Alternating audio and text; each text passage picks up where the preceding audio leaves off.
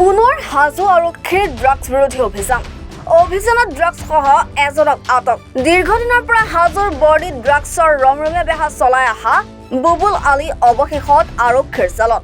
এক গোপন সূত্ৰৰ পম খেদি হাজো আৰক্ষীৰ পৰিদৰ্শক নৱজিৎ নাথৰ নেতৃত্বত যোৱা এটি দলে হাজোৰ বৰ্ণিৰ শান্তিপুৰৰ বুবুল আলীৰ বাসগৃহত চলালে অভিযানত আৰক্ষীয়ে ড্ৰাগছ মাফিয়া বুবুল আলীৰ বাসগৃহৰ পৰা জব্দ কৰিবলৈ সক্ষম হয় ড্ৰাগছ ভৰ্তি চাবোনৰ বাকচ, নগদ ধন 40,000, ড্ৰাগছ ভৰ্তি কণ্টেইনাৰৰ লগতে উদ্ধাৰ নিচাজাতীয় পেকেটৰ সামগ্ৰী, এটি মোবাইল ফোনৰ লগতে এখন দুচকীয়া বাহন।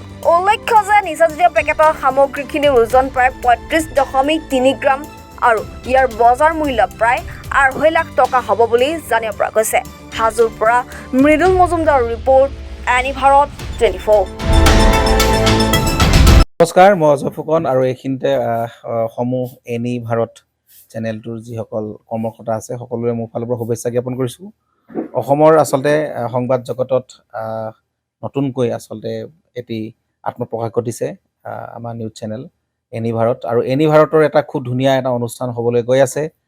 সকলোৱে জানে আমাৰ সকলোৰে মৰমৰ হাৰ্টথ্ৰব জুবিন গাৰ্গৰ গানে কি আনে, আচলতে জুবিন দাৰ সেই গীতৰ আধাৰত আমাৰ হিৰুদাই লিখা সেই গীতটি গানে কি আনে, এই গানে কি আনে নামৰ এটি তেওঁলোকে সাংগীতিক ৰিয়েলিটি শ্ব' কৰিবলৈ গৈ আছে। আৰু 15 আগষ্টৰ পৰা গোটেই আৰম্ভ হ'ব। প্ৰথম অডিশ্যন অসমৰ ধেমাজি জিলাত আৰম্ভ কৰিব।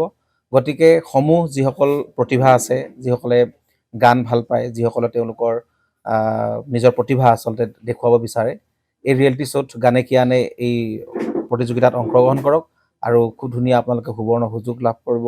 লগতে ইয়াতে পুৰস্কাৰ আছেই, বিভিন্ন ধৰণৰ উপহাৰো আপোনালোকে লাভ কৰিব আৰু লগতে এগৰাকী প্ৰতিষ্ঠিত আচলতে এগৰাকী শিল্পী হিচাপে অসমৰ সাংস্কৃতিক জগতত আপোনালোক প্ৰতিষ্ঠা লাভ কৰিব।